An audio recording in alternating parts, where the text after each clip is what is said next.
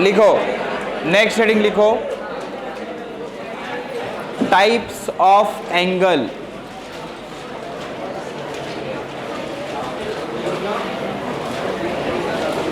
Heading लिखो, types of angle.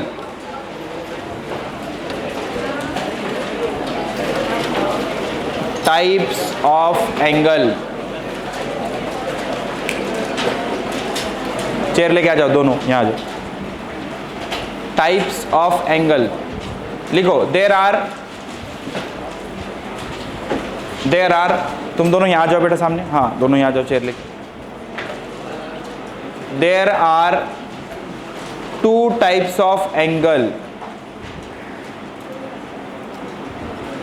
There are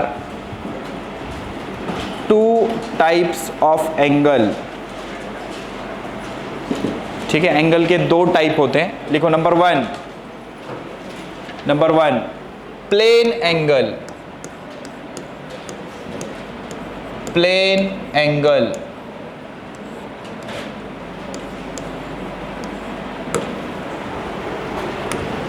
number one plane angle. Plane angle का जो symbol होता है वो होता है थीटा।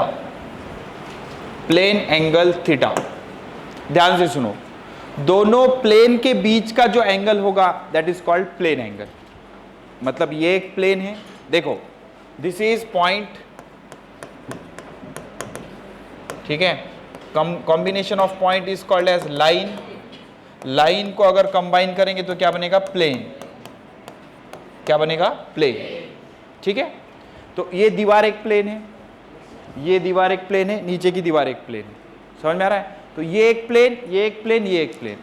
जो हम बोलते हैं ना कि सर देखो ये जो एंगल है ये एंगल थीटा है, तो एक्चुअली ये लाइन के बीच नहीं होता, प्लेन के बीच होता है। जैसे इसको मैं ऐसे देखूंगा तो प्लेन दिख रहा पूरा, लेकिन साइड से देखूंगा तो सिर्फ लाइन दिखेगी। तो नीचे एक प्लेन, ऊपर एक प्लेन। ये जो एंगल बना ना ऐसे, ये एक लाइन, ये एक लाइन, तो एक्चुअली ये ऐसा है। तो सामने से हम देखेंगे तो सिर्फ लाइन दिखेगी, लेकिन एक्चुअली क्या है? वो प्लेन है। तो दो प्लेन के बीच का जो एंगल होगा उसको क्या बोलेंगे? Plane angle. क्या बोलेंगे? Plane angle. ठीक है, तो जो एंगल बनता है वो एक्चुअली प्लेन के बीच में होता है। जैसे हमने ऑलरेडी डिफाइन किया है एंगल को कि angle made by revolving line and all. ठीक है, तो याद रखना कि वो एंगल हमेशा किस में बनता है? दो प्लेन के बीच में बनता है। ठीक है, we are not interested in definition, लेकिन फॉर्मूला हमारे बड़े काम का है। प्लेन एंगल का भी और सॉलिड एंगल का भी, इसके यूनिट भी काम के हैं और इसके जो कन्वर्जन है वो भी अपने काम के हैं। ध्यान से सुनो, तो मान लो ये सर्कल है, ठीक है। अब सर्कल के पास क्या होता है? एक तो सेंटर होता है, ठीक है, और रेडियस होती है, सेंटर और रेडियस। मान लो कि पहले बॉडी यहां थी, अब यहां से चलते हुए बॉडी यहां चले गई, तो इसको मैंने जोड़ दिया, तो यहां जो बनेगा that is called as angle. उसको क्या बोलेंगे? एंगल। ठीक है, अच्छा, ये जो डिस्टेंस होता है इस डिस्टेंस को बोला जाता है रेडियस। क्या बोला जाता है? रेडियस। एंड बेटा ये जो डिस्टेंस है ना, ये वाला इसको क्या बोलते हैं? आर्क। क्या बोलते हैं? आर्क। तो तीन चीजें हो गई, थीटा, आर और एस। तो what is theta? Theta is angle. वैसे होता है एक्चुअल में प्लेन एंगल होता है, लेकिन हमको आदत हो गई उसको एंगल बोलने की, तो सिर्फ एंगल बोला मतलब वो क्या होगा? Plane angle. तो थीटा क्या बन गया? एंगल। थीटा क्या बन गया? एंगल। ठीक है, अच्छा, तो ये एस क्या बना? सर ये एस होता है आर्क। ये क्या होता है? आर्क। और ये जो आर है ये होती है रेडियस। क्या होती है? Radius. Theta is angle, S is arc and R is radius. ठीक है, अब जो फॉर्मूला बनता है बेटा, जो आपने सर्कल टॉपिक में भी पढ़ा होगा 10th में, तो अगर मैं इतने को हटा दूं तो ये जो बचा इसको क्या बोलते हो तुम? सेक्टर। क्या बोलते हो? सेक्टर। तो इसमें ना बेटा एक इंपॉर्टेंट फॉर्मूला बनता है जो फिजिक्स में काम आएगा, बहुत जगह काम आएगा। That formula is angle is equal to arc upon radius. बात समझ में आ रही है? Angle is equal to arc upon radius, रटना पड़ेगा इसको, angle is equal to arc upon radius. तो एंगल का सिंबल क्या है? थीटा। आर्क का सिंबल क्या है? एस। रेडियस क्या है? आर। तो angle is equal to arc upon radius, angle is equal to arc upon radius. समझ में आया? तो प्लेन एंगल की डेफिनेशन क्या याद रखेंगे? Angle is arc upon radius. ये जो डिस्टेंस होता है इसको क्या बोलेंगे? रेडियस। ये क्या है? आर्क, और ये क्या है? एंगल। ठीक है, कॉपी कर लो, मुंह नहीं खुलना चाहिए।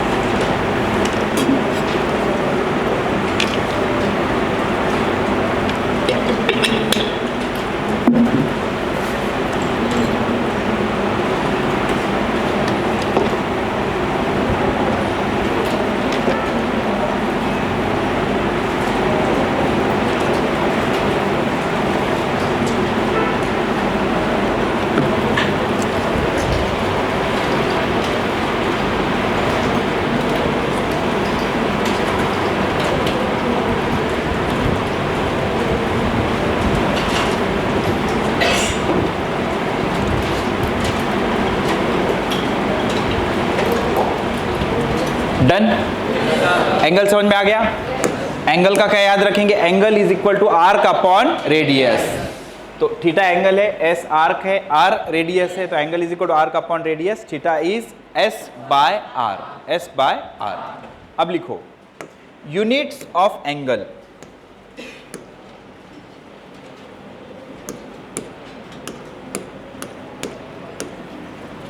Units of angle.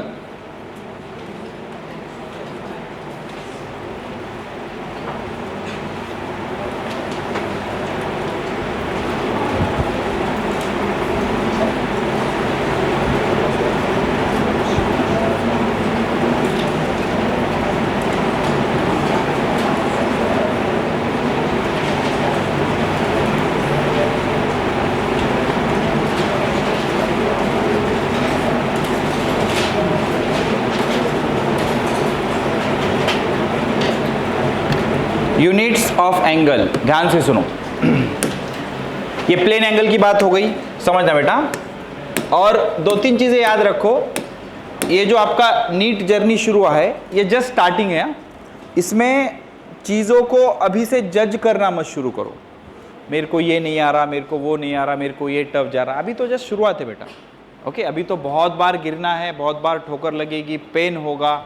जो टिकेगा वही आगे बढ़ेगा, एंड जो रोते बैठेगा वो जिंदगी भर रोते बैठे वाला है। अभी तक समझ में आ रहा है? तो अभी देखो, एनालाइज करो कौन कौन सी चीज़ें अपने को नहीं आती।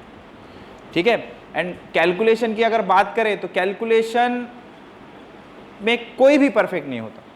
वो एक स्किल होता है, धीरे धीरे करके आएगा आपको। गड़बड़ मत करो। जैसे आपकी स्कूलिंग सही से नहीं हुई, ठीक है ना, या फिर उर्दू से पढ़े हो आप, तो ऐसे दिमाग में अपने आप को कम मत समझो। अब सीख लेंगे ना, क्योंकि जो अभी भी बैठे बच्चे उनको भी कहाँ से आता, और सब अपन ढंग से समझा रहे। पहले स्क्वायर देखा, स्क्वायर रूट देखा, जितनी चीज़ें आपको बताई जा रही है बस उसको फॉलो करते रहो, धीरे धीरे धीरे आपको आएगा। अभी यहाँ से आगे 3, 4, 5 महीने अपने आप को जज मत करो, बस मेहनत करो। जो बताया जा रहा है उसको मानो, और जो लिखने के लिए बोला जा रहा है, जैसे मैंने बोला था 50 बार, 40 बार, 100 बार लिखो, तो सिर्फ एक लड़की ने बताया मेरे को लाके, ठीक है ना, एक लड़की है, उसने बताया मेरे को कि उसके लिटरली लिखा हुआ था 20-20, 30-30, 40-40 बार एक फॉर्मूला लिखा हुआ था। अब जो बातें मानेगा उसको कैलकुलेशन आएगा, जो नहीं मानेगा उसको नहीं आएगा। और इसके आगे की भी अगर आपको मैं बात बताऊं, कैलकुलेशन करने जितना टाइम ही नहीं होता नीट में, तो फिर कैसे होता है सर? कैलकुलेशन की इतने बार प्रैक्टिस होनी होती है कि वो चीज़ें डायरेक्ट आ जाए हमको। जैसे अगर आप ये कर रहे हो 1 - 1/2, 1 - 1/2 करने के लिए आपको स्टेप यूज करना पड़ा है, क्रॉस मल्टीप्लिकेशन किया, फिर सॉल्व किया, तो आपके 5 सेकंड एक्स्ट्रा चले गए। अब जिसका ऑलरेडी रटा है उसको डायरेक्ट आंसर आएगा। समझ में आ रहा है? तो जो जितना जल्दी उसको रट लेगा, अब रटना इन द सेंस लिख लिख के इतने बार प्रैक्टिस करना कि उसको सॉल्व करने की जरूरत नहीं पड़नी चाहिए, फटाफट फटाफट आंसर आने चाहिए। समझ में आ रहा है? जैसे √9 बोले, सब बोल देते 3, लेकिन मैं बोलूँ √4000 या 4025, तो आप थोड़ा सा टाइम लेते। क्यों? क्योंकि √9 की प्रैक्टिस बहुत बार होने वाली है और बड़े वाले की प्रैक्टिस नहीं हुई, तो हमको सबकी प्रैक्टिस करना है। तो ऐसे करके धीरे धीरे आएगा, गड़बड़ मत करो।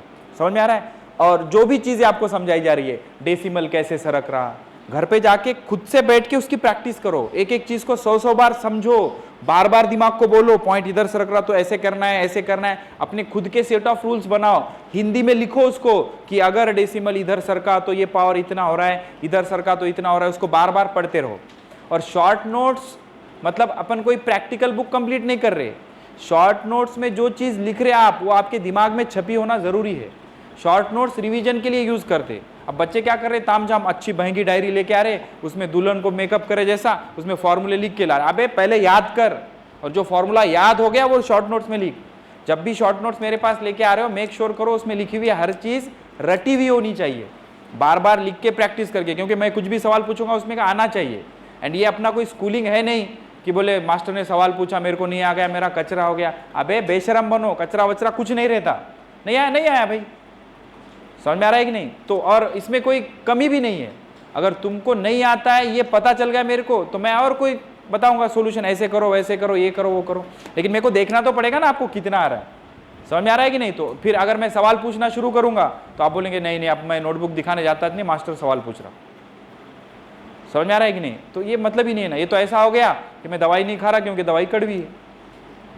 बात समझ में आ रही कि नहीं? तो जब भी शॉर्ट नोट्स लेके आओ, मेक श्योर करो कि रट के आओ।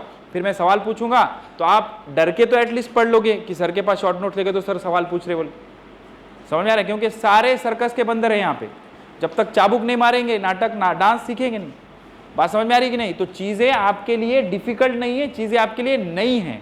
तो नई चीजों को एक्सेप्ट करो, प्रैक्टिस करो, लिख लिख के प्रैक्टिस करो। जो चीज आपको डिफिकल्ट लग रही है उसको 50 बार लिखो। जैसे फॉर्मूला किसी को लग रहा हो, अरे कहाँ से आया यार, कैसे लिया, क्या लिया, 50 बार लिखो फॉर्मूले को, फिर देखो आपको आने लग जाएगा धीरे धीरे। और अभी कर सकते हो ये, बाद में नहीं कर सकते।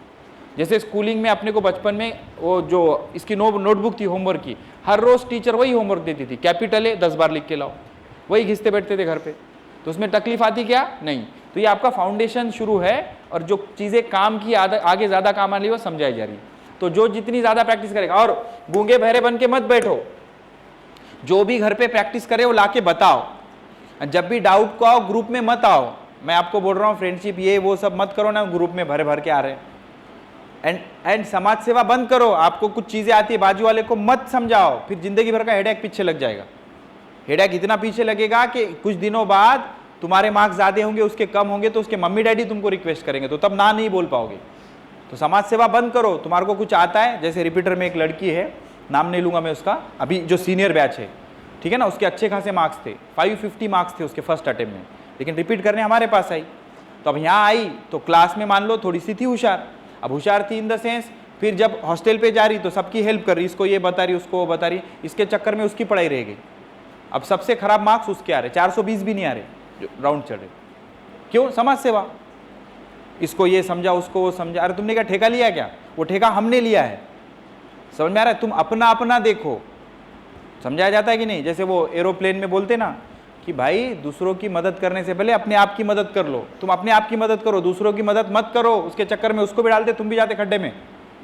समझ में आ रहा है ना? तो थोड़ा बहुत आ रहा, शान पट्टी करने के चक्कर में उसको मत समझाओ, बात को मानो, अपने अपना रखो। नहीं आता बोल दो। कोई पूछ रहा भी होगा एकदम रिस्पेक्ट से, नहीं आता भाई मेरे, तू तेरा देख के। तो वो एरोगेंस होना चाहिए अपने अंदर। पैसा एरोगेंस वाले लोगों के पास ही जाता, सबको बांटते फिरेंगे, उस चक्कर में तुम्हारा कंसेप्ट छूट जाता ना, तुम प्रैक्टिस नहीं कर पाओ।